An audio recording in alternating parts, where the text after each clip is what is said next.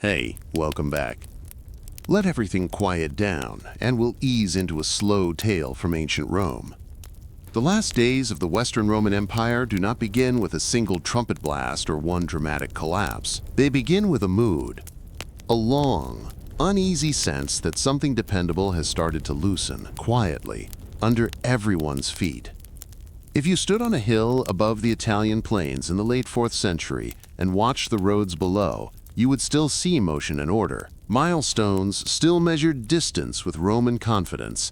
Latin still filled markets. Officials still wore their formal dress. Laws and taxes still pressed on farms and towns. In daily habits, how people count, trade, marry, argue, and pray, the old empire still felt present. But if you listened longer, you would hear newer sounds. Anxious talk about borders. Hard conversations in council chambers about money that arrives late or not at all. Quiet debates about which general can be trusted and which one is loyal only to his own men. A growing habit of bargaining with outsiders, not as occasional enemies but as permanent forces who must be fed, settled, hired, appeased, or fought. This is the West in its final century, still Roman in language and appearance, while the machinery underneath strains to keep turning. To understand what the Western Empire is in these last generations, it helps to be clear about what it is not. It is not the old, united empire of Augustus, when one ruler could claim the Mediterranean world as a single political body. It is not even the confident empire of the 2nd century, later remembered as a high point of prosperity. By the late 4th and early 5th centuries, the Roman world is a shared tradition with divided power. There is still one empire in name and ideology, and officials still speak about unity. But in daily practice, it is increasingly 2 courts, 2 administrative centers, 2 military priorities, and 2 different sets of survival problems. When Theodosius I died in 395, the empire was divided between his sons, Honorius in the west and Arcadius in the east. The West did not invent division. Rome had been managed in parts before, but the split hardened a reality. The East and West would often move in different directions, with different resources and different levels of resilience. Even the choice of capitals reveals the West's situation. Rome still mattered as a symbol. Senators still met there. The memory of the city still shaped Roman identity. But the practical work of rule had been drifting away from Rome for a long time. Milan in northern Italy was useful because it sat close to key routes and the Alpine passes. When threats made northern Italy feel less secure, Honorius's court moved to Ravenna around 402. Ravenna's marshes and waterways made it easier to defend, and its sea access made movement and communication safer. The move is a quiet confession. The Western court is thinking like a government that might be cornered. When people say the fall of the Western Roman Empire, they often picture an empire that loses battle after battle until it disappears. That image is not useless, but it misses what fails first. Over time, the West loses the ability to do 3 basic things consistently. First, collect revenue at scale. Second, pay and control armed force. Third, enforce central decisions across distant provinces. When these functions weaken, you can still have Roman laws, Roman titles, Roman cities, and Roman traditions. But you no longer have a Western Roman state that can reliably act like an empire. The West's vulnerability is not a lack of people, land, or cities. It is the struggle to turn those assets into predictable income and loyal military power. Taxes are the lifeblood of late Roman government. Revenue sustains the court and the bureaucracy, but the army above all. Much of that revenue is tied to land and agriculture, because that is where wealth can be measured and extracted most reliably. When the system works, it is heavy and demanding, but it can sustain armies, fortifications, roads, and granaries. When it breaks, everything else becomes improvisation. On paper, the late Roman state remains highly organized. Offices still exist, ranks still matter, and administration still looks impressive. But bureaucracy cannot create wealth.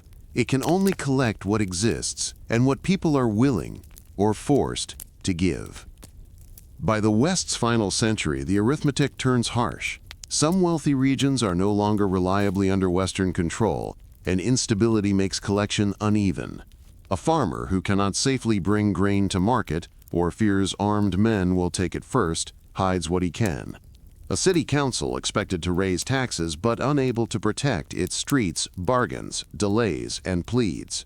A provincial governor who senses the center is weak hedges his loyalty, because loyalty is dangerous when protection is uncertain. This is how an empire shrinks in practice, not by one conquest, but by thousands of small choices made under pressure. At the same time, the West's military situation changes in ways that make old solutions less effective. The army still has professionals, still has hierarchy, still has tradition. But the core problem never goes away. Soldiers must be paid, supplied, and kept loyal. If taxes are late, soldiers grow restless. If supplies cannot be moved, units fragment. If commanders feel abandoned, they turn loyalty into leverage. The West also leans more heavily on treaty-bound allies and armed groups tied to Rome by agreement. These arrangements can work in the short term. They can also create long-term instability, because an armed community settled within imperial borders has its own leaders, interests, and demands. This is not a simple story of Romans replaced by foreigners. Identity in this era is layered and practical. People can serve Rome, speak Latin, follow Roman law, and still belong to a different tradition. Politically, what matters most is control. Who commands the men with weapons, and how those men are fed and paid. That leads to the central problem of the West's last century: authority. An emperor can still wear purple, command ceremony, issue laws, and receive embassies. But in much of the West, emperors increasingly depend on powerful military brokers to make decisions real. Those brokers depend on keeping troops satisfied, negotiating alliances, and managing constant emergencies. The court leans on strong generals, then fears them, then tries to cut them down, and the cycle repeats. One early example is Stilicho, a leading military figure and guardian of the young Honorius. His career shows how Western government could revolve around a single commander and how quickly court politics could turn lethal. When Stilicho fell from favor, he was executed in 408. A state that kills its most capable defender during a panic does not become steadier afterward. This brittleness is also visible in how often legitimacy becomes contested. Civil wars, coups, and usurpations are not new to Roman history, and the empire had survived them before. But in the 5th century West, each internal conflict costs more, because the margin for error is smaller. When provinces are already unstable, a civil war is not just a fight for the throne. It invites local rulers to act independently. It tempts border forces to ignore orders. It disrupts tax collection. It gives allies and rivals a reason to renegotiate the terms of loyalty. In other words, each crisis makes the next crisis harder to survive. Even the sense of time changes. Earlier, Rome could think in decades. Long wars, long plans, long building programs. The late Western court often thinks in seasons. The next campaign, the next payment, the next negotiation, the next rumor that might tip a city into panic. Money can be stable and still fail to save a state. A reliable gold coin can measure wealth and pay troops, but it cannot by itself restore broken trust, replace lost revenue, or make politics less violent. This is also where the East and West diverge in ways that matter for survival. The East, centered on Constantinople, is usually richer and easier to defend. The West must hold more exposed territory with fewer dependable resources. The East still faces dangers and turmoil, but it often has more capacity to respond. Meanwhile, Roman remains more than a political label. People across the West still live in a Roman world. Roman law, Roman property customs, Roman city life. Roman buildings repurposed rather than erased. That continuity is real, and it can be misleading. Because continuity can hide a transfer of power.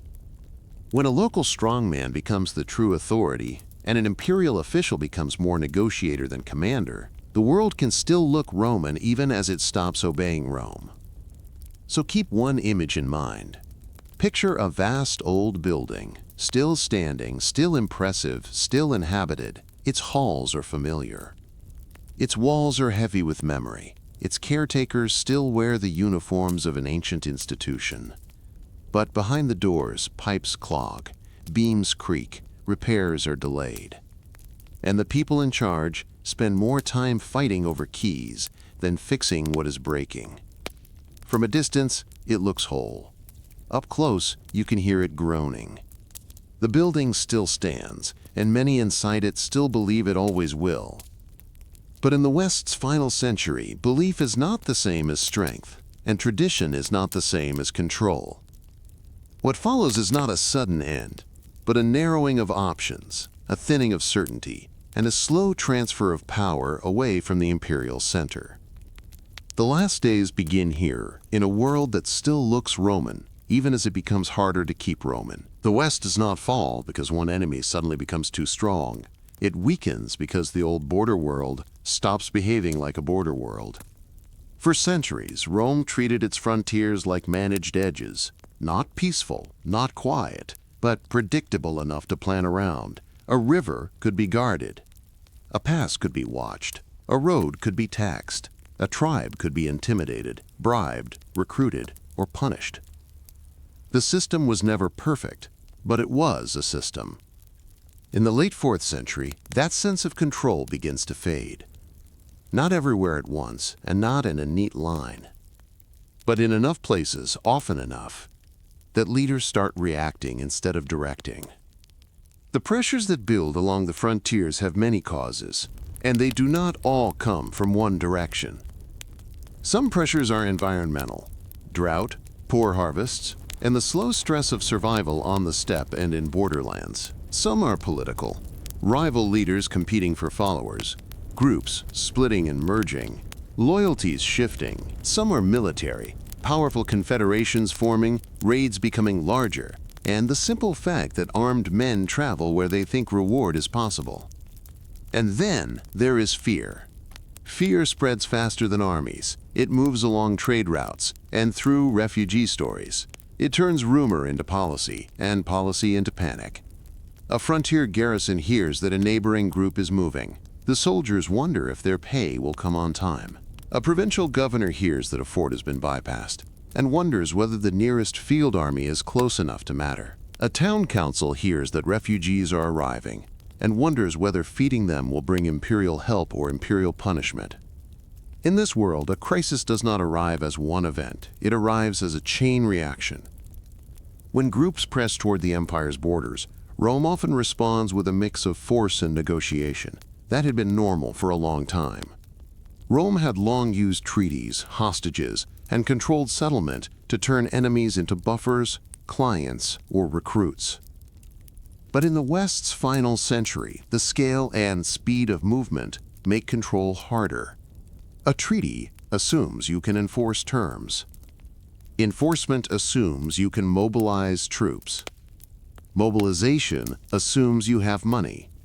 Money assumes you can collect taxes. And taxes assume your countryside is stable. When one link weakens, the whole chain starts to sag. So the Western court and its commanders begin to face a new kind of decision, again and again. Do they keep people out, risking a war they cannot afford? Or do they let people in, risking a settlement they cannot control? Either choice has costs. And in the late 4th and early 5th centuries, the West often chooses whatever cost seems smallest in the moment. That is the beginning of the long emergency. The emergency is not only military, it is also administrative, because the late Roman state is not just an emperor and an army. It is a vast web of supply, paperwork, and local obligation. Think of a city council, the curia, filled with men who inherited civic duty the way they inherited land. Their job is to keep the city running, and part of that job is collecting what the state demands. Now imagine that city surrounded by uncertainty. Roads are less safe. Merchants avoid the region. Farms beyond the walls have been damaged or abandoned. Armed men appear in the countryside, sometimes raiders, sometimes soldiers, sometimes allies, sometimes something in between. The council's responsibilities do not shrink. If anything, they grow. The state still wants its taxes. The army still wants its food. Refugees still want shelter. And the council still wants to survive. So people begin to bargain with power as they find it. If a Roman commander arrives, the city offers support and asks for protection.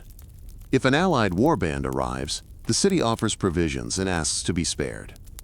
If no one arrives, the city fortifies and prays the danger passes. Over time, this bargaining changes the meaning of authority. In a stable empire, the law is a command. In an unstable empire, the law becomes a request backed by diminishing force. This is why border pressure eventually matters in Italy, even when Italy is not the frontier. Because crises at the edges drain the center. They demand troops that have to be moved. They demand money that has to be raised. They demand leaders who have to gamble. And each gamble has consequences. A field army sent to one region cannot defend another. A tax increase drives more landowners to hide wealth or seek protection from local strongmen. A treaty that settles armed groups inside the empire might buy peace today, but it also creates a new power block tomorrow. The Western court learns to live from crisis to crisis. It sends envoys with gifts. It promises titles to leaders who can bring men. It offers land for service. It issues orders that sound firm on parchment and dissolve on the road. And within the court itself, fear takes a familiar shape. Fear of outsiders. Fear of generals. Fear of betrayal. A ruler who is not personally leading armies must depend on those who do. That dependence is not new. But in the West's late years, it becomes dangerous. A general with troops can protect the court. The same general can also threaten it. When the court suspects that a commander is becoming too powerful, it may try to remove him. But removing a commander is never clean. It can mean a trial. It can mean an execution. It can mean soldiers who feel cheated and turn violent. It can mean allies who were loyal to the man, not the office. The West begins to look like a state that is afraid of its own defenses. At the same time, Rome's traditional language for outsiders starts to blur. In earlier centuries, it was easy to imagine a sharp line, Romans inside, barbarians outside. In this era, the line is crowded. Outsiders serve in Roman units. Roman commanders negotiate with non-Roman leaders. Entire groups move through Roman space, with permission 1 year and with weapons the next. People who were once called enemies become partners. Partners become rivals. Rivals become kings. And many of those kings will still insist in their own way that they are part of the Roman world. So what does the long emergency feel like to an ordinary person in the West? It feels like uncertainty becoming normal. A farmer learns to store grain in hidden places. A merchant learns new routes and avoids old roads. A family in a town learns which walls are still maintained and which gates no longer close properly. A soldier learns to watch his commander more closely than his emperor. A bishop learns that his church may become the most stable institution in town. And an aristocrat learns that wealth alone is not enough without protection. Some people respond by leaving. Some respond by fortifying. Some respond by attaching themselves to a powerful patron. And some respond by redefining what Rome means so that they can still live inside the word even as the political center weakens. This is also where the West's geography becomes a trap. The West is large and diverse. It holds regions that require different kinds of defense, and it relies on long supply lines. If a crisis burns through one region, the damage is not isolated. A disrupted grain supply affects soldiers elsewhere. A lost tax region weakens the entire budget. A civil war in one province invites opportunism in another. And while the West struggles to keep this balance, the East, with its own pressures, often has more resources to play with. That difference matters, because when help is needed, it may not arrive. And when it does arrive, it may come with conditions. So the West begins to behave like a household living on less income than it used to have. It cuts where it can. It borrows authority from strongmen. It delays repairs. It sells promises. It spends tomorrow's stability to solve today's emergency. And this creates the rhythm of the final century. A crisis rises. A solution is improvised. A temporary calm follows. Then another crisis arrives before the last one has been fully paid for. That rhythm will carry us through the story, through negotiations and betrayals, through brief victories and long consequences, through moments when the West looks as if it might recover, and then discovers it has lost another piece of itself. The long emergency begins with movement at the edges, but it becomes a crisis of the center. It turns the empire into a place where power is constantly renegotiated, where loyalty is rented, where borders are not lines, but zones, where the old Roman certainty survives in speech and ceremony, even as daily life is shaped by fear, bargaining, and the slow rise of new rulers within the imperial world. Rome is not the capital of the Western Empire in the early 5th century, but it is still the empire's heart in the imagination. People speak of Rome the way people speak of something that has always existed. They may criticize it, envy it, resent its arrogance, but they still treat it like an anchor. Even when emperors rule from Milan or Ravenna, even when generals command armies far from the city's walls, the name Rome still carries a kind of gravity. That is why the year 410 feels like a wound that goes beyond the practical. It is a shock to the story Romans tell themselves. For a long time, the empire had trained its people to believe that Rome was protected by more than walls, by order, by tradition, by the weight of history, and, depending on who you asked, by the favor of the gods. So when the city is entered by an enemy force, when homes are searched, when frightened families hide in courtyards and basilicas, when the famous streets fill with the sound of running feet and breaking doors, it is not only a military event. It is a psychological one. But the road to that moment is not a simple tale of barbarians marching in and Romans failing to resist. It is a story shaped by political paralysis, fragile finances, and the dangerous relationship between the Western court and its own military leadership. In the years leading up to 410, the West's leaders are pulled between competing fears. They fear external threats, groups moving across borders, alliances shifting, raids and pressure on provinces. They fear internal threats, usurpers, rival courts, and generals who might turn on them. And they fear, above all, losing control of their own army. When the state struggles to pay soldiers, it begins to pay with promises instead. Titles, land, privilege. The promise that service today will be rewarded tomorrow. But tomorrow keeps slipping away. In this atmosphere, a powerful army leader can become both protector and hostage-taker. If the court depends on him, it must satisfy him. If it cannot satisfy him, it must fear him. And if it fears him, it may destroy him. That cycle creates openings for outsiders who understand Roman weakness. The figure most associated with the sack of 410 is Alaric, the leader of a Gothic force that moves through the empire's world like a storm that keeps changing direction. He is not simply an invader seeking ruin, he is also a negotiator seeking position. He understands that the empire still has wealth, still has prestige, still has the power to legitimize. And he understands that the West is divided, slow to decide, and prone to punishing its own defenders. So Alaric presses the court with demands that are, in one sense, practical. Payment, a formal role, provisioning for his men, a place within the Roman order. But to the court, these demands feel like extortion. Because they are. And because the court fears the precedent of rewarding armed pressure.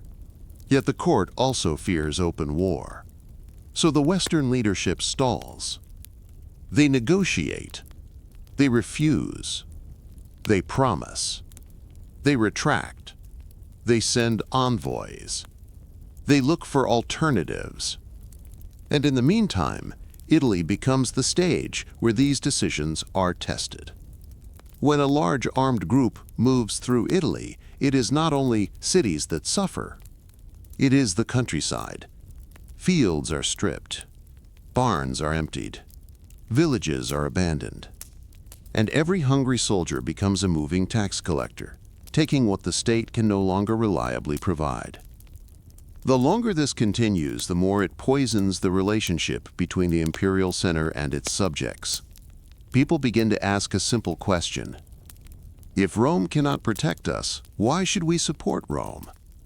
That question is rarely shouted in public. It is whispered. It is implied. It is answered through small acts of avoidance and bargaining. And those small acts, multiplied across a weakened empire, become a form of slow rebellion. As the crisis deepens, the Western court's political mistakes pile up. The court seeks safety behind the defenses of Ravenna. Ravenna is hard to take by direct assault. But safety has a price. A court that hides looks weak. A court that looks weak invites more pressure. So Alaric, unable to easily break Ravenna's position, turns again toward the most symbolic target, Rome. It is important to remember that Rome is still huge by the standards of the time, even if it is no longer the administrative center it once was. It still has aristocratic households, vast stores, and churches that have grown in influence. It is still the city that makes people tremble in their imaginations. And it is also vulnerable. Its defenses and supply systems depend on stability. Its population depends on food arriving. Its political leaders depend on coordination with imperial power. When those conditions fail, even an ancient city can be brought to desperation. So Rome becomes a bargaining chip. Alaric and his men pressure the city. The city's leaders negotiate. Ransoms are discussed. Promises are made. But the deeper problem remains. The West cannot, or will not, settle the question of how to integrate, pay, and control a powerful armed coalition that sits inside its own territory. And so the standoff returns. Pressure, delay, more pressure, more delay. By 410, the result is a city that has been strained by blockade, shortage, and fear.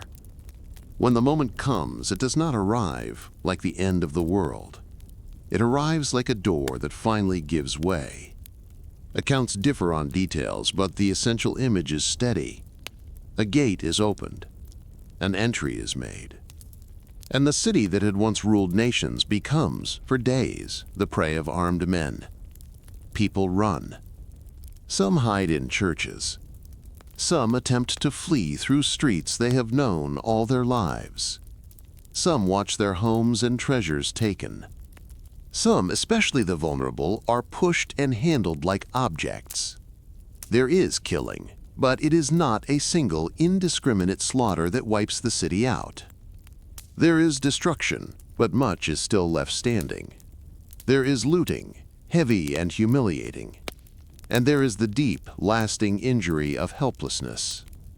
The world has changed because the spell has broken. After 410, Rome still exists.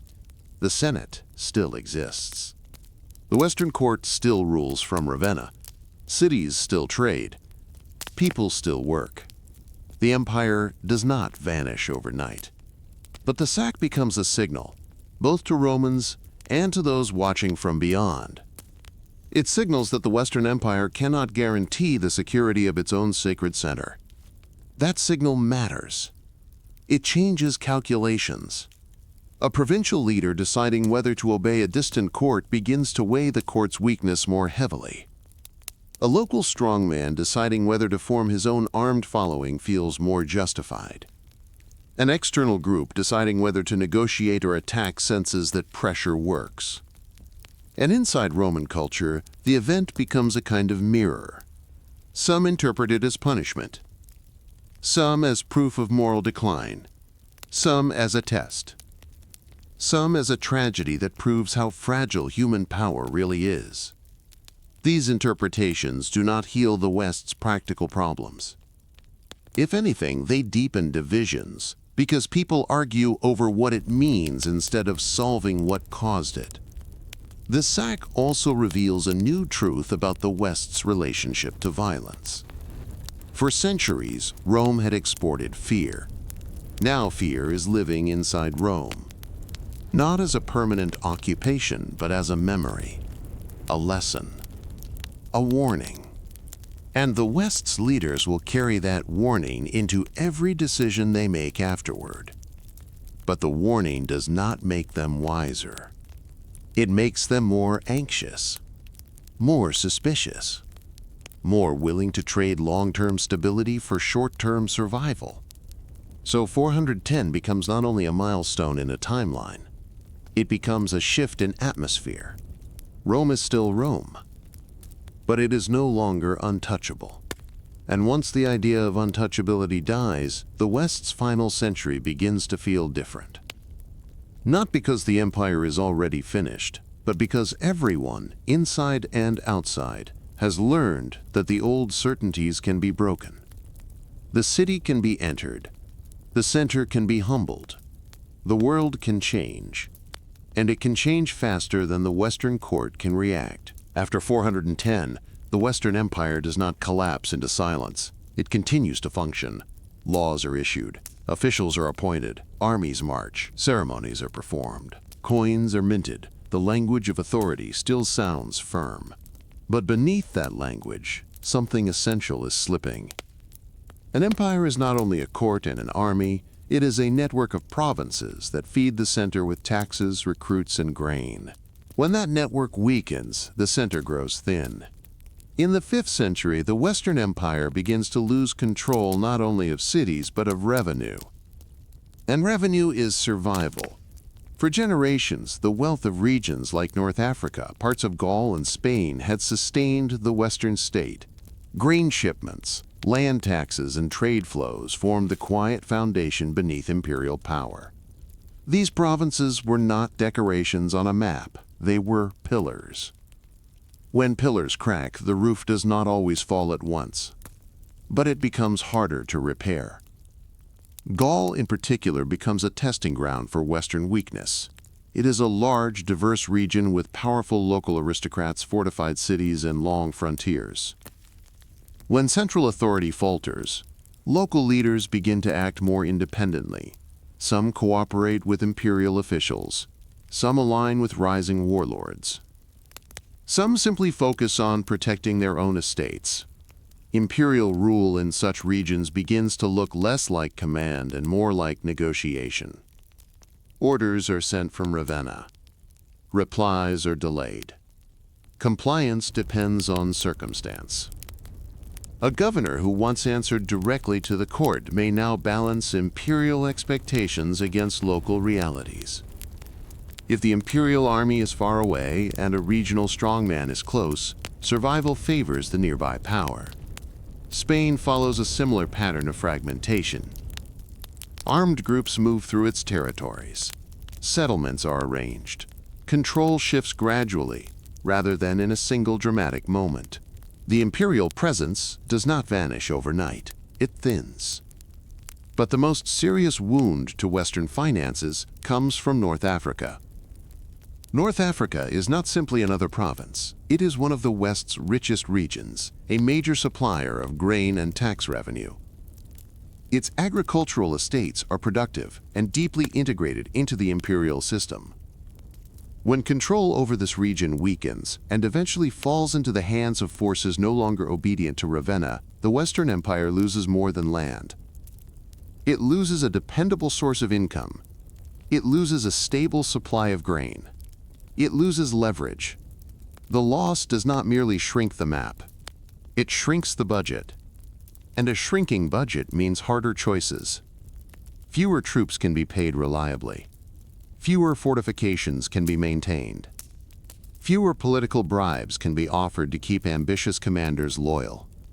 Every crisis becomes more expensive. The army feels this strain first. Soldiers who once expected steady provisioning now wait. Commanders who once assumed reinforcements would come begin to plan for isolation. Local garrisons become more self-reliant and therefore more detached from the center. Some units become tied more closely to their immediate commanders than to the emperor whose image appears on their pay. This shift matters, because when loyalty attaches to a person instead of an office, politics becomes personal. A general who can feed his troops becomes more powerful than a distant court that cannot. And as central control weakens, regional military figures gain room to maneuver. Some present themselves as defenders of Roman order. Some as pragmatic rulers maintaining stability in difficult times. Some as loyal servants of the emperor, while quietly building their own base of support. In many places, ordinary people adapt quickly. A landowner might transfer allegiance from imperial officials to a new regional authority if it means protection from raids. A town might accept a new military patron in exchange for peace. The language used to justify these changes is often Roman. New rulers claim to act in the emperor's name. They preserve Roman law where it suits them. They maintain administrative habits that people recognize. Continuity softens the shock, but the center's grip loosens with each accommodation. The Western Empire becomes a patchwork of arrangements rather than a unified command structure. In Italy itself, the strain becomes visible in subtler ways. The court at Ravenna still issues decrees, still receives embassies, still performs ritual. But its ability to project power outward depends increasingly on alliances with dominant generals.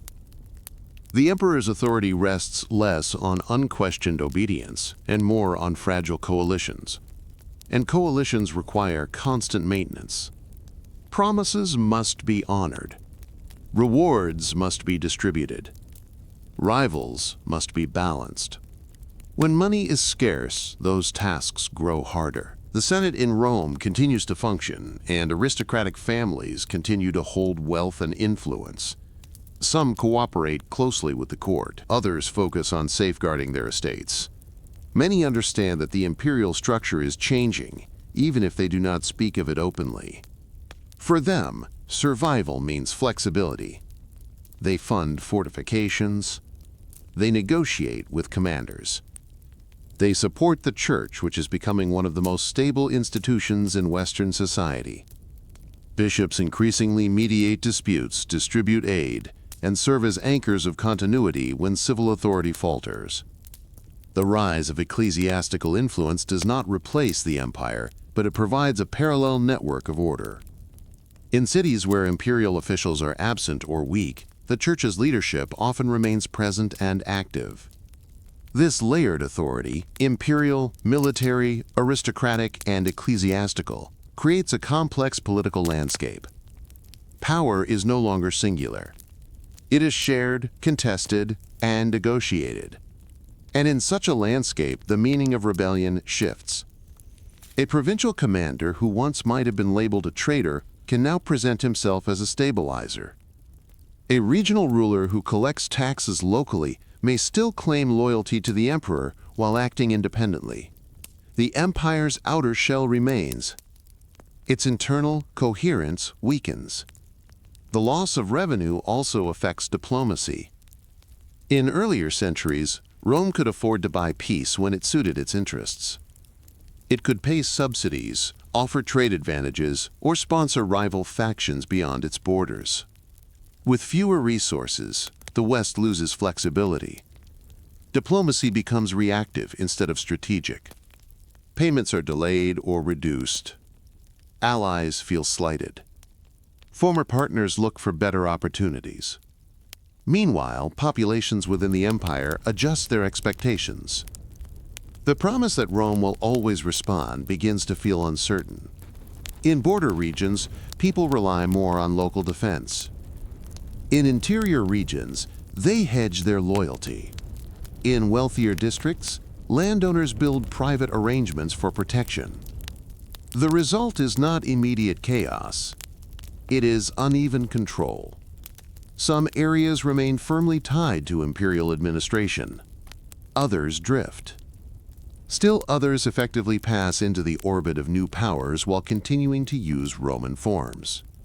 The West does not implode. It thins out. And as it thins, each remaining crisis becomes more dangerous. A civil war that once might have been absorbed now threatens total fragmentation. A lost province now means financial crisis, not temporary embarrassment. A failed negotiation now carries heavier consequences. The Western state begins to resemble a structure held together by habit as much as by force. People still obey because they have always obeyed. Officials still administer because they have always administered.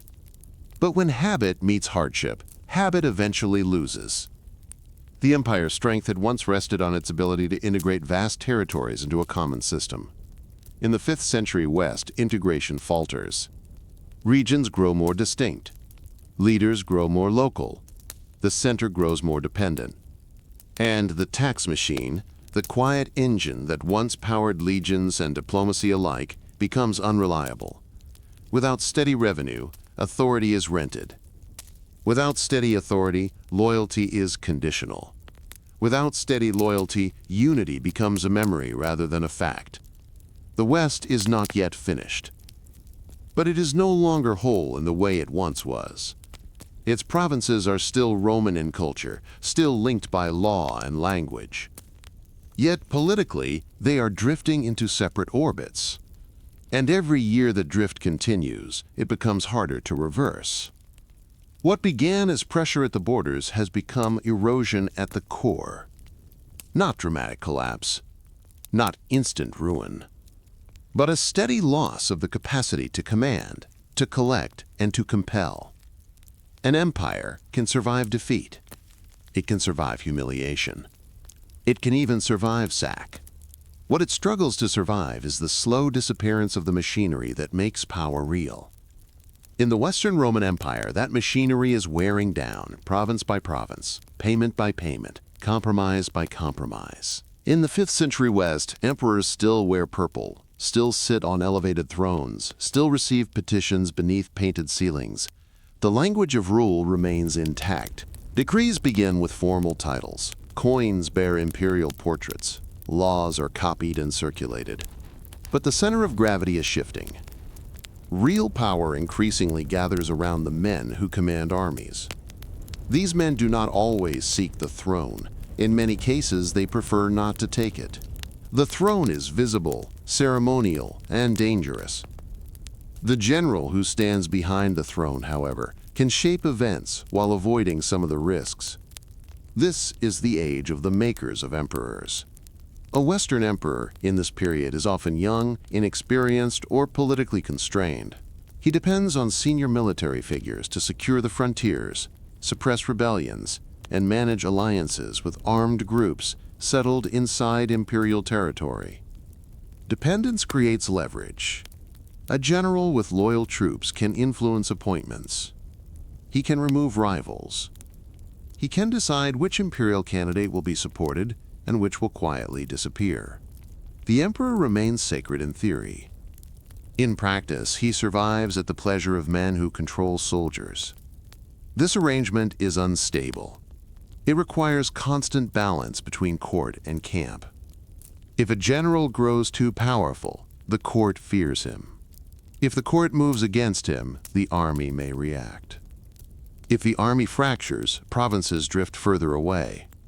So Western politics becomes a series of careful calculations. Which commander can be trusted?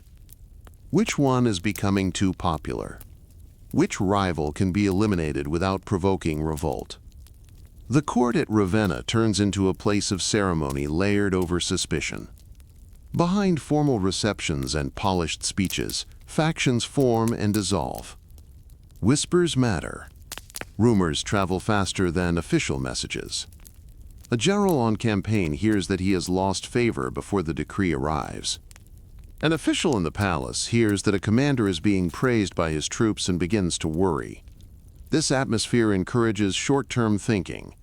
A ruler might sacrifice a competent commander to remove an immediate threat, even if that commander was essential to frontier defense.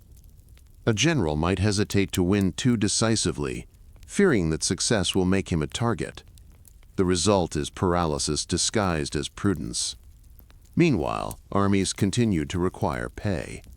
As revenue shrinks, generals are forced to improvise. They promise land to soldiers. They negotiate shares of local taxation. They make arrangements directly with regional elites. Each arrangement strengthens the general's independent base, and each independent base weakens the emperor's direct authority. In this world, loyalty is layered. A soldier may swear loyalty to the emperor in ceremony. He may depend for his daily survival on his commander. He may receive land from a regional patron. And he may share identity with comrades who do not think of themselves primarily as Roman. None of this automatically destroys the empire, but it changes its structure. The Western state becomes a pyramid whose base is shifting sand.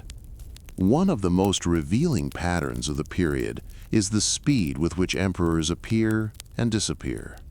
Some reign briefly. Some are elevated as compromises between factions. Some are installed with the backing of a dominant general. When that backing fades, so does the emperor. The throne becomes less a seat of long-term strategy and more a prize in a contest among power brokers. For the population, this instability has practical consequences. Each change at the top brings uncertainty. Will tax demands increase? Will a new military campaign be launched? Will local agreements be honored? Provincial leaders learn to wait and see. They avoid firm commitments until the balance of power becomes clear. This caution further weakens central control. The East occasionally intervenes in Western politics, endorsing or rejecting claimants. Such involvement underscores a painful truth. The Western court cannot always settle its own succession disputes. Support from Constantinople may stabilize one ruler. It may also signal dependency. To Western observers, the need for Eastern approval can feel like humiliation. To Eastern leaders, the West may appear as a troubled partner whose crises threaten broader stability. These tensions complicate diplomacy. While Western generals compete for influence at home, they must also maintain relationships abroad. Allied groups settled within the empire expect recognition and reward. External powers test the West's resolve. A general who controls Italy may struggle to project strength in Gaul. A commander strong in Gaul may lack authority in Spain. No single figure consistently commands the entire Western military apparatus. Fragmentation deepens. One of the most prominent figures in this era is Ricimer, a powerful military leader who does not take the imperial title for himself but effectively controls the Western court for years. He supports certain emperors. He opposes others. He commands troops and influences policy. His position reveals the new reality. The strongest man in the West is not always the man wearing the diadem. Yet even Ricimer's power is not absolute. He must balance rival factions. He must manage relations with other commanders. He must respond to financial constraints that limit what he can promise. His dominance demonstrates both strength and fragility. The West is governed by strongmen who themselves operate within narrowing limits. This pattern affects how justice and law function. In theory, imperial law remains supreme. In practice, enforcement depends on local conditions. If a provincial official cannot rely on military backing, his authority is theoretical. If a general chooses to ignore a decree, the court may lack the means to compel obedience. Over time, the distinction between legal command and negotiated influence blurs. The emperor signs laws. Generals decide how far those laws reach. Aristocrats interpret them to suit local realities. The church increasingly steps into disputes that civil authorities struggle to resolve. This overlapping web of authority makes the Western state resilient in one sense. Power does not vanish when one node fails. But it also makes the state incoherent. There is no longer a single, unquestioned chain of command. The symbolism of empire remains powerful. Ceremonies still impress. Titles still confer status. But beneath ceremony lies negotiation. A general might publicly proclaim loyalty to the emperor while privately shaping policy according to his own priorities. An emperor might announce reforms that depend entirely on the goodwill of military backers. A senator might pledge allegiance while quietly funding private defenses. Every layer of society adapts. And adaptation, repeated often enough, becomes transformation. The Western Empire in this era is not a corpse awaiting burial. It is a living structure whose internal balance is failing. Each ambitious commander believes he can stabilize the system by taking control. Each new emperor believes he can restore authority by asserting dignity. Each faction believes its rivals are the true threat. But the deeper problem remains unsolved. The empire's revenue base is shrinking. Its military loyalty is divided. Its provinces are drifting. And its leadership is fragmented. So the cycle continues. An emperor rises with military backing. A general accumulates influence. Tensions grow. A purge follows. A new arrangement forms. And the empire survives another year. Survival becomes the goal. Not expansion. Not reform. Not long-term rebuilding. Just survival. In such an environment, strategic vision narrows. Decisions are made to avoid immediate collapse rather than to restore structural strength.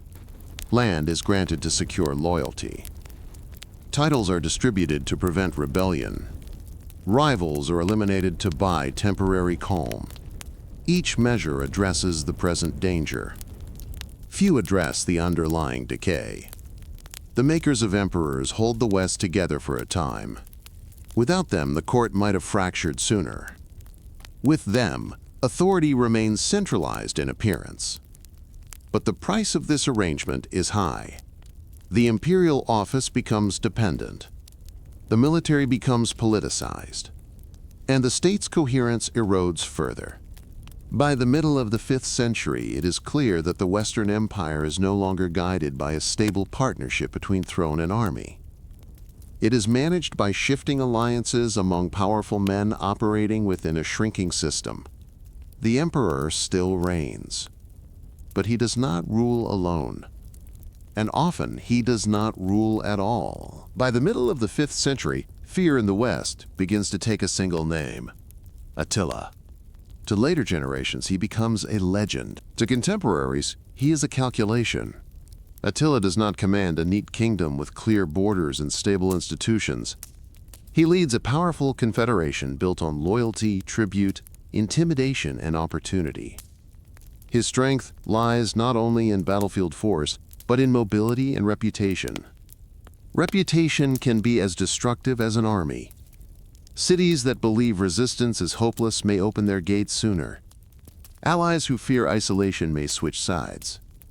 Courts that dread invasion may pay to delay it. Attila understands this economy of fear. The Hunnic power structure is fluid, drawing together different groups under a dominant leadership. Loyalty is reinforced by success. Success is measured in plunder, tribute, and submission. A leader who delivers wealth attracts followers. A leader who hesitates risks fragmentation. So pressure becomes a strategy. When Attila turns his attention westward, the Western Empire faces a familiar dilemma: fight a costly war, or negotiate a costly peace. Neither option promises stability. The West's resources are already strained. Provinces have drifted. Revenues are uncertain. Generals compete for influence. The court must decide whether to confront a powerful external threat while still managing internal weakness. Diplomacy comes first. Envoys travel. Messages are exchanged. Demands are weighed. Tribute, land, recognition. These are tools in a tense conversation between unequal partners. But diplomacy with a leader like Attila is never purely peaceful. It is backed by visible force. Raids along frontiers remind negotiators what refusal might cost. When Attila advances into Gaul, the crisis becomes immediate.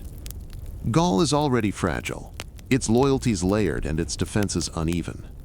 A large-scale invasion threatens not only cities, but the remaining prestige of Western military authority.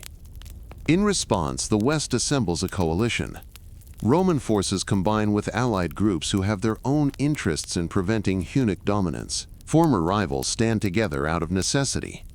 This is the late Western pattern: survival through temporary alliances. The confrontation that follows is remembered as a major clash, not because it ends the Hunnic threat entirely, but because it demonstrates that the West can still resist when pushed to the edge. Victory, however, does not equal recovery. Armies are expensive. Alliances require payment. Promises made in crisis linger afterward. And the fear that drove cooperation does not disappear with one campaign. Attila turns toward Italy soon after. For the Western court, this is a nightmare scenario. Italy is the symbolic and administrative heart of what remains of the empire. An invasion here threatens not just territory, but legitimacy. Cities brace for impact. Rural populations flee or hide supplies. Rumors outpace scouts. The memory of earlier sacks still hangs over the peninsula. The Western leadership again faces limited options.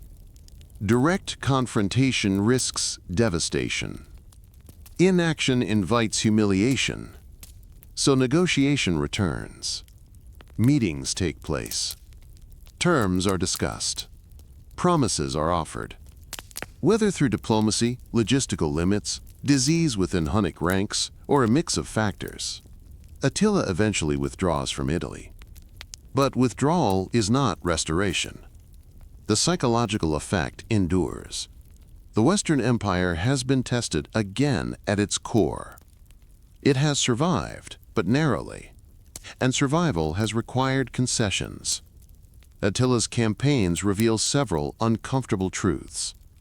First, the West can still fight effectively when it assembles broad coalitions. Second, it cannot sustain prolonged pressure without straining its finances and alliances. Third, its security increasingly depends on cooperation with groups whose loyalty is pragmatic rather than permanent. This dependency reshapes the balance of power inside the empire. Allied leaders who fought beside Roman generals gain prestige. They return to their territories stronger. Their bargaining position improves.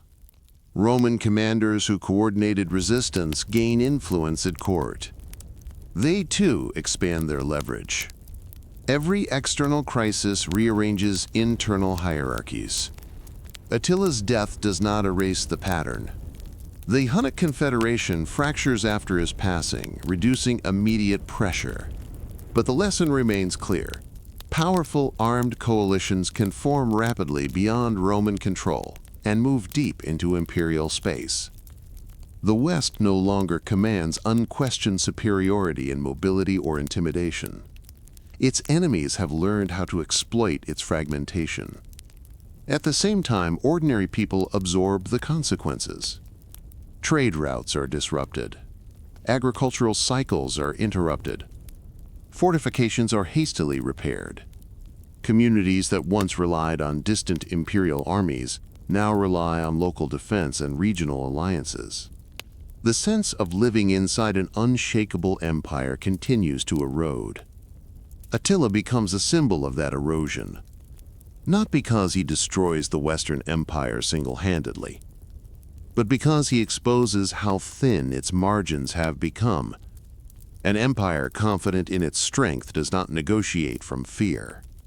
An empire secure in its finances does not struggle to fund resistance. An empire unified in command does not assemble coalitions as emergency measures. The West, during Attila's ascendancy, reveals all three weaknesses. Yet it also reveals resilience. Roman diplomacy still functions. Roman commanders still coordinate large forces. Roman institutions still endure shock. This dual reality defines the mid-5th century West. It is neither fully collapsing nor securely restored. It is surviving through improvisation. Improvisation, however, carries costs. Every concession made to secure peace reduces future leverage. Every alliance formed in haste creates new expectations. Every campaign fought drains reserves that are difficult to replenish. The empire's ability to absorb losses shrinks. And as that ability shrinks, leaders become more cautious, more reactive, more concerned with immediate survival than long-term reform. Attila's era leaves behind a West that is exhausted. Its armies have marched repeatedly. Its treasuries have been stretched. Its political factions have sharpened their rivalries. Its provinces have seen both cooperation and betrayal. The terror of invasion fades, but the memory does not. It lingers in policy decisions. It shapes negotiations. It reinforces the habit of relying on powerful military brokers to hold fragile arrangements together. The external storm passes. The internal weather remains unstable. The Western Empire has faced one of the most formidable challengers of its final century and survived. But survival has not restored the machinery that once made Rome dominant. It has merely kept that machinery turning a little longer. And in a state already thinned by loss of revenue and fragmented authority, time is no longer a generous ally. Each year demands more compromise. Each compromise narrows options. Each narrowing makes the next crisis harder to manage. Attila's shadow recedes. The Western Empire remains. But it remains as a state living from emergency to emergency, aware that the next challenge may arrive before it has recovered from the last. If 410 shattered Rome's sense of invulnerability, 455 deepened the feeling of helplessness. The second sack does not arrive in a vacuum. It grows out of political instability, contested legitimacy, and a widening gap between imperial image and imperial capacity. By the middle of the 5th century, the Western Empire is governed through fragile arrangements. Emperors rise with military backing, generals accumulate influence, alliances are forged under pressure, revenues remain uncertain, provinces drift in and out of effective control. Into this unstable landscape steps a new crisis, centered not on the Danube or Gaul, but on the Mediterranean.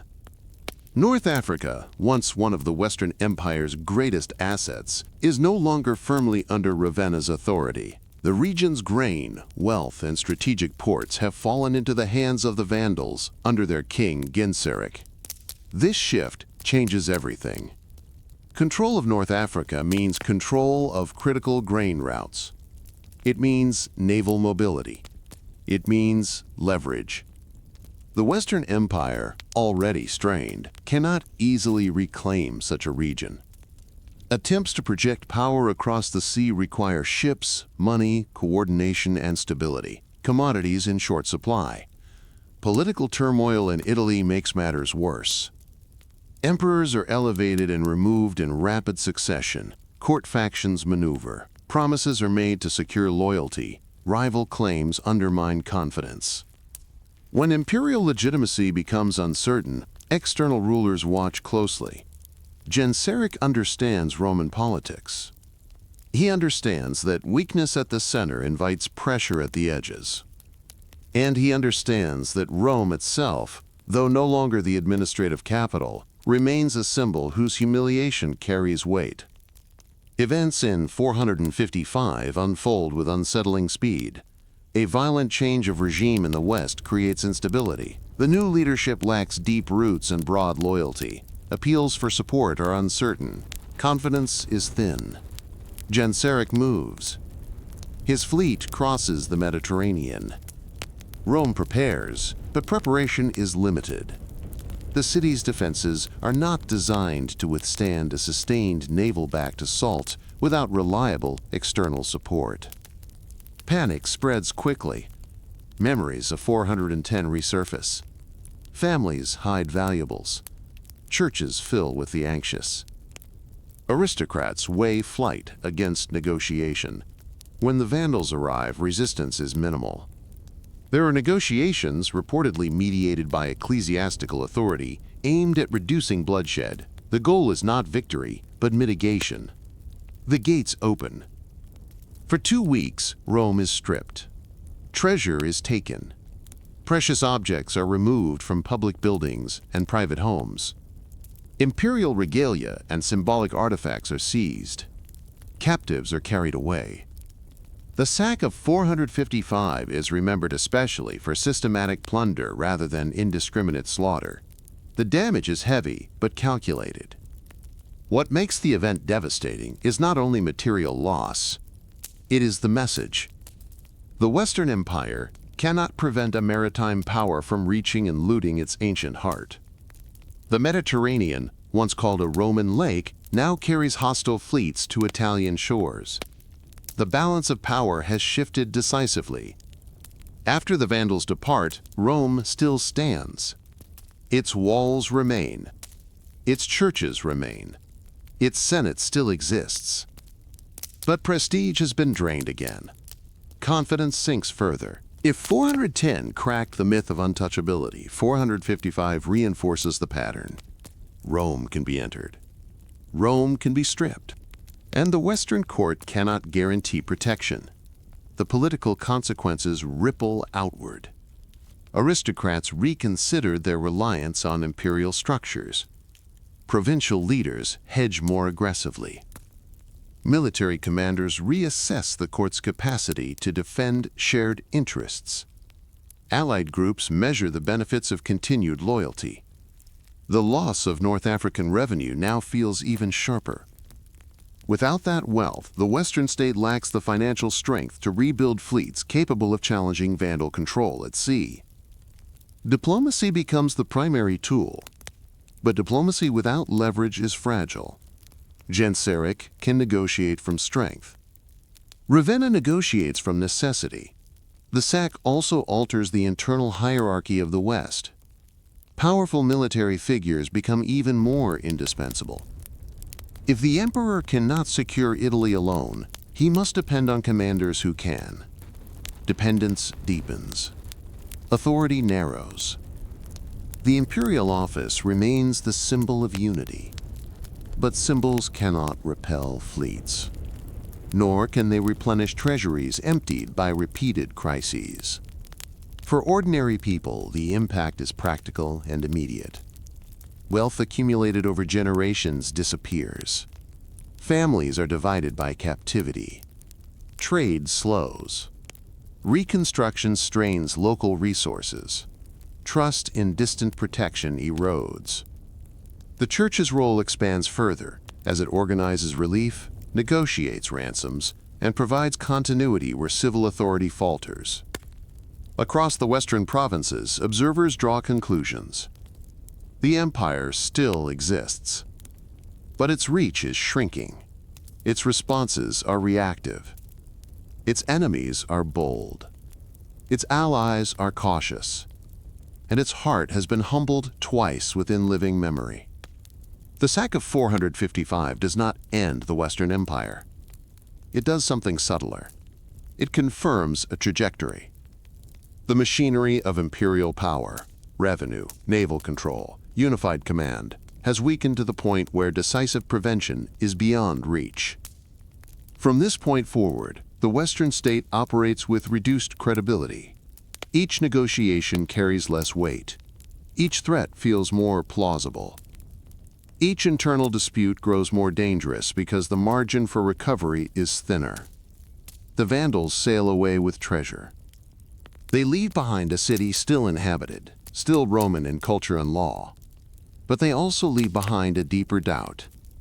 How many more shocks can the West endure? The question lingers in council chambers, in aristocratic villas, in military camps, and in the minds of those who once believed Rome's endurance was guaranteed. The answer will not come all at once. It will emerge through the next cycle of ambition, compromise, and erosion. By the later 5th century, Italy itself becomes a chessboard. The Western Empire still exists, emperors still sit in Ravenna, laws are still issued in proper form, coins still bear imperial names. But behind the throne stands a different kind of ruler, not always crowned, not always titled emperor, but commanding the troops that decide who may rule. This is the world shaped most clearly by figures like Ricimer. Ricimer does not claim the purple for himself. He does not present himself as emperor. Instead, he occupies a position both indispensable and dangerous. Master of soldiers, broker of power, arbiter of succession. He supports one emperor. He withdraws support from another. He balances factions. He eliminates rivals. Under such a system, the imperial office remains sacred in theory, but conditional in practice. An emperor reigns so long as he is useful to the man who controls the army. This arrangement has advantages. It prevents open civil war, at least for a time. It keeps the appearance of continuity. It allows a skilled military leader to coordinate defense without exposing himself to the ceremonial burdens of the throne. But it also carries poison. Authority fragments. Legitimacy weakens. And every political disagreement risks turning into armed confrontation. Ricimer's dominance reveals the structural weakness of the Western state. If one general can make and unmake emperors, the throne no longer anchors power. It reflects it. The court at Ravenna becomes a place where survival depends on reading the balance of force correctly. A senator seeking influence must cultivate both imperial favor and military protection. An official must ensure that decrees align with the interests of powerful commanders. An emperor must navigate between asserting dignity and avoiding provocation. This delicate equilibrium produces frequent instability. When tension grows between emperor and general, the result is rarely compromise. It is removal, deposition, or worse. Several emperors during this period rule briefly, elevated by military backing and discarded when confidence fades. Each transition reinforces the sense that the imperial office has become a tool rather than a source of direction. For provinces watching from afar, these rapid changes signal uncertainty. If leadership at the center is temporary, why commit fully to its policies? If a decree issued today may be overturned tomorrow, why risk local stability for distant obedience? So provincial autonomy deepens. Local strongmen consolidate territory. Regional rulers present themselves as protectors of Roman order while acting independently. Italy remains the symbolic core, but even there authority is layered. The Senate retains prestige. Aristocratic families wield wealth. Bishops exercise moral and social influence, and the dominant general commands soldiers. No single figure embodies unquestioned control. This fragmentation affects foreign relations. Diplomacy with external powers becomes complicated when it is unclear who truly speaks for the West. An envoy may receive assurances from the emperor. He may also know that real enforcement depends on the goodwill of the army's commander. Such ambiguity weakens negotiating power. Meanwhile, financial strain persists. Without secure access to North African revenue, the Western treasury operates under constraint. Paying troops on time becomes a recurring challenge. Securing loyalty requires grants of land or promises of spoils. Each grant further decentralizes authority. The army's composition reflects this shift. Many soldiers owe their immediate allegiance to the general who settled them or rewarded them. Their connection to the emperor is ceremonial. Their connection to their commander is personal.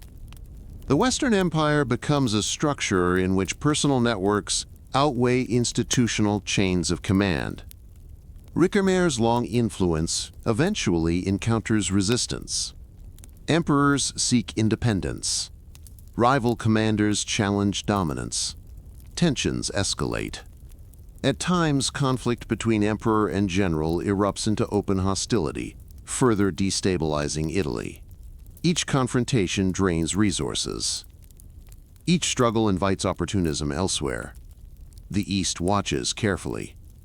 Constantinople occasionally attempts to shape Western outcomes, endorsing certain candidates or dispatching representatives, but Eastern involvement cannot fully repair Western fragmentation. The distance between the two halves of the empire is no longer only geographic. It is structural. The East retains a stronger fiscal base and more consistent central authority. The West operates through negotiated survival. In such a system, long-term reform becomes nearly impossible. Any attempt to reduce a general's power risks civil war. Any attempt to assert imperial independence risks alienating the only force capable of defending Italy. So the cycle continues. An emperor ascends with backing. He attempts modest assertion. Conflict arises. He is replaced. The machinery of state keeps moving, but its direction changes with each shift in military favor. Ordinary life continues in familiar patterns. Markets open. Courts function. Churches gather congregations. But beneath routine lies uncertainty. Who truly rules? Who can guarantee safety? Who will still be in power next year? By the time Ricimer's era wanes, the precedent has been set. The strongest man in the West need not wear the crown. He need only command the loyalty of soldiers. And once that principle is established, the imperial title becomes increasingly symbolic. Italy, once the unquestioned center of a vast empire, now houses a court dependent on military brokers operating within a shrinking realm. The facade remains impressive. Ceremony persists. Tradition endures, but the balance has tipped. Power flows upward from the army rather than downward from the throne. And when power flows that way, the state's stability depends entirely on the character and fortunes of individual commanders. Such dependence is risky in any era. In a time of financial weakness, provincial fragmentation, and repeated external threats, it is especially dangerous. Italy's chessboard is crowded. Pieces move quickly. Alliances form and dissolve. And the emperor, once the unchallenged master of the game, increasingly resembles one piece among many. The Western Empire still breathes, but it breathes through the lungs of men who command armies, not through the steady heartbeat of a unified state. By the 470s, the Western Empire is no longer unraveling in slow motion. It is narrowing. Its territory is smaller. Its revenues are thinner. Its political traditions remain, but their reach has shortened. Italy is still governed in the emperor's name. Ravenna still houses the court. Titles are still granted. Offices are still filled. But the world beyond Italy has largely slipped from direct control. In Gaul, new kingdoms operate with confidence. In Spain, regional authority has hardened. In North Africa, Vandal power dominates the sea lanes. What remains firmly Western and imperial is, above all, Italy itself. And even there, authority depends on soldiers whose loyalty must be purchased. By this stage, the Western Army includes large numbers of troops settled on land in exchange for service. Many of these soldiers expect formal recognition of their status and security for their families. They are not temporary mercenaries. They are communities with expectations. When those expectations go unmet, tension rises. The emperor at this time is Romulus Augustulus, a young ruler elevated by his father, the general Orestes. The very circumstances of his elevation reveal how far the system has shifted. The throne is no longer secured through broad consensus or inherited stability. It is secured through military backing.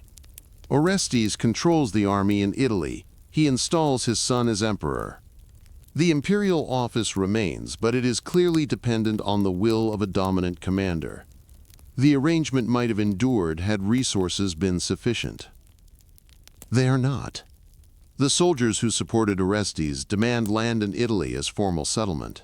Such grants are not unprecedented. Land for service agreements have become common in the late empire. But Italy is sensitive ground. Its landowners are powerful. Its aristocracy resists redistribution. Orestes refuses the army's demand. In doing so, he chooses the support of established elites over the satisfaction of armed men. That decision proves fatal. The troops turn to a different leader, Odoacer. Odoacer is not an emperor. He does not initially present himself as the destroyer of Rome. He is a commander capable of channeling military frustration into decisive action. The army proclaims him leader. Orestes is defeated and killed.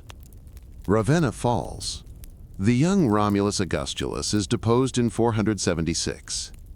The deposition is striking for its restraint. There is no grand massacre, no fiery destruction of the city.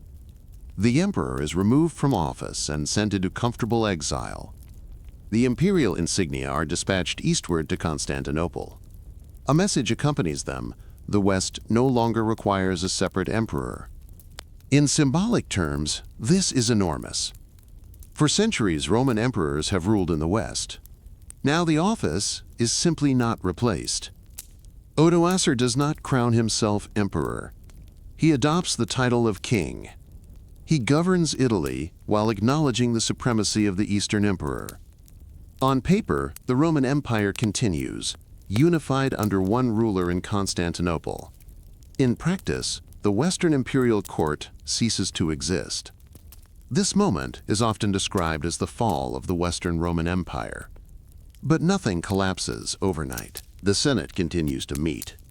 Roman law continues to operate. Taxation continues in modified form. Landowners retain estates. Churches function as before. Administration adapts rather than disappears. Odoacer governs through existing Roman structures. He relies on Roman officials. He maintains civil order. For many inhabitants of Italy, daily life changes less dramatically than later memory suggests. The difference lies at the top. There is no longer a Western emperor issuing laws from Ravenna. There is no longer a Western court competing with Constantinople. Imperial duality has ended. The Western imperial title becomes a memory. Why does this happen now? Because the machinery that once supported a separate Western court has worn down. Without stable revenue from Africa. Without secure dominance in Gaul and Spain. Without reliable military unity. Without consistent legitimacy, the office becomes unsustainable. It had already been weakened by decades of manipulation. It had already been overshadowed by generals. It had already depended on negotiation rather than command. By 476, removing the emperor feels less like revolution and more like acknowledgement. Acknowledgement that the Western imperial structure no longer commands sufficient force to justify its existence. Odoacer's rule does not erase Rome's identity. It reframes it. Italy becomes a kingdom governed by a military leader who preserves Roman administrative forms. The Eastern emperor remains a distant sovereign in theory. The West, as a separate imperial entity, is finished. The transition is administrative rather than apocalyptic. But symbolism matters. For later historians, 476 becomes a clean dividing line. For those living through it, it is one more adjustment in a century of adjustments. The empire had been shrinking in function long before it disappeared in title. What vanishes in 476 is not Roman civilization. It is the Western imperial court as a political institution. The chain of emperors ruling from Italy is broken, and it is not repaired. The Western Empire does not fall in a blaze. It is set aside, its regalia packed away, its authority folded into a new arrangement. The last Western emperor does not die defending his throne. He is pensioned off. The final act is quiet, almost bureaucratic. And that quiet ending tells its own story. An empire that once shook continents ends not with thunder, but with a letter. A letter announcing that one half of Rome no longer needs its own emperor. The Western Roman Empire, as a separate state, is over. But Rome itself, its language, its law, its memory, remains embedded in the world that follows. When the Western imperial court disappears in 476, the world does not feel as though it has entered a new age overnight. There is no universal proclamation that antiquity has ended. There is no shared understanding that a chapter of history has closed. There is, instead, adjustment.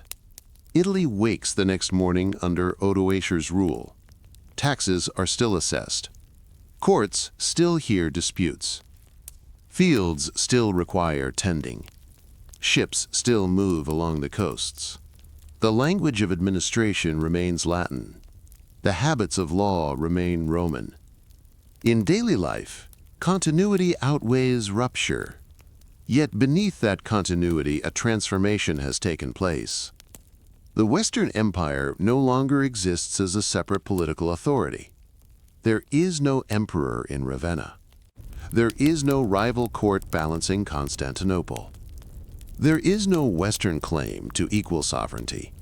Instead, there is a kingdom in Italy that preserves Roman forms while operating under a different logic of power.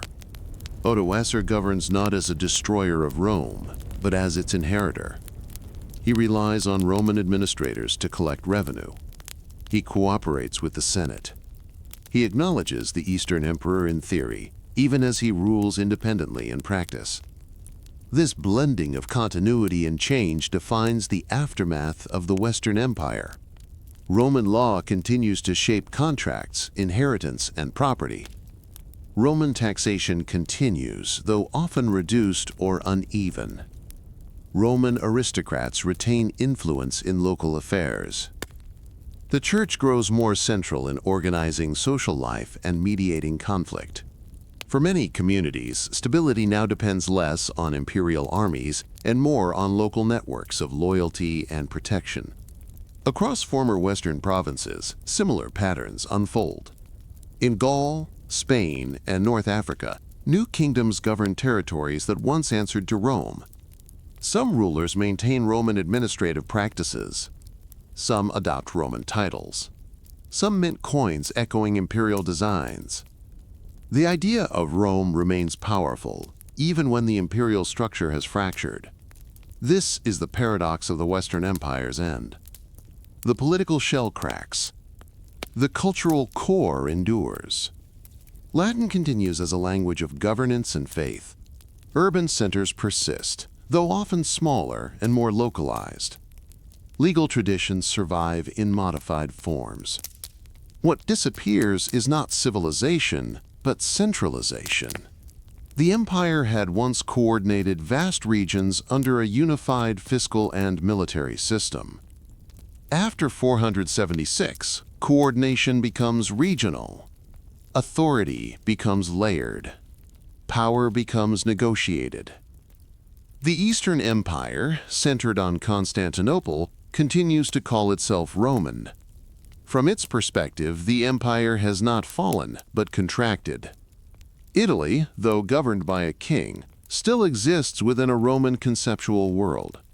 The memory of emperors ruling from the West does not vanish instantly. It lingers in documents, in ceremony, in nostalgia, but memory does not restore institutions.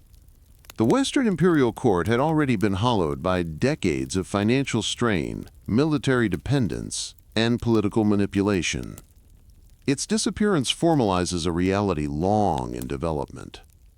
The final century of the West reveals a consistent pattern. External pressure exposes weakness. Internal division magnifies it. Financial erosion limits response. Military brokers fill the gap. Symbols remain while structures thin. Eventually, the title becomes unnecessary because the power it once represented has migrated elsewhere. The end of the Western Empire is therefore less an explosion and more an exhaustion. A system designed to integrate and command vast territories gradually loses the means to do so. When the last emperor is removed, the act feels administrative because the transformation has already occurred beneath the surface. What follows is not darkness, but transition. New political entities rise from the framework Rome created. They adapt Roman law. They inherit Roman cities. They operate within landscapes shaped by centuries of imperial governance. The Mediterranean world does not forget Rome. It reorganizes around its legacy. In Italy, the balance between king, senate, church, and landowners defines a new order. In former provinces, regional rulers blend Roman precedent with emerging identities. The idea of empire persists, even as its Western form has ended. Looking back, it is tempting to draw a sharp line at 476, to mark it as the fall, to imagine a door closing between ancient and medieval worlds. But history rarely moves in such clean divisions. The last days of the Western Roman Empire stretch across generations. They begin with fiscal strain and military improvisation. They pass through sacks and shifting alliances. They culminate in a quiet deposition. And they settle into a world where Rome survives as memory, model, and foundation, rather than as a ruling court in Italy. The Western Empire's story ends not with disappearance, but with diffusion. Its authority dissolves into kingdoms. Its laws shape new regimes. Its language carries forward into evolving cultures. Its church expands into a trans-regional institution. Its roads and cities continue to anchor trade and communication. The empire that once commanded from Britain to Africa becomes a legacy shared by many successors. That legacy is complex.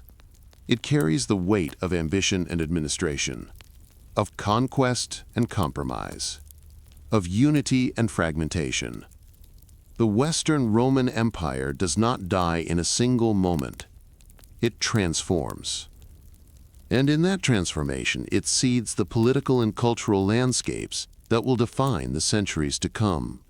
If you found this journey through the final century of the Western Roman Empire insightful, consider subscribing for more long-form, immersive history.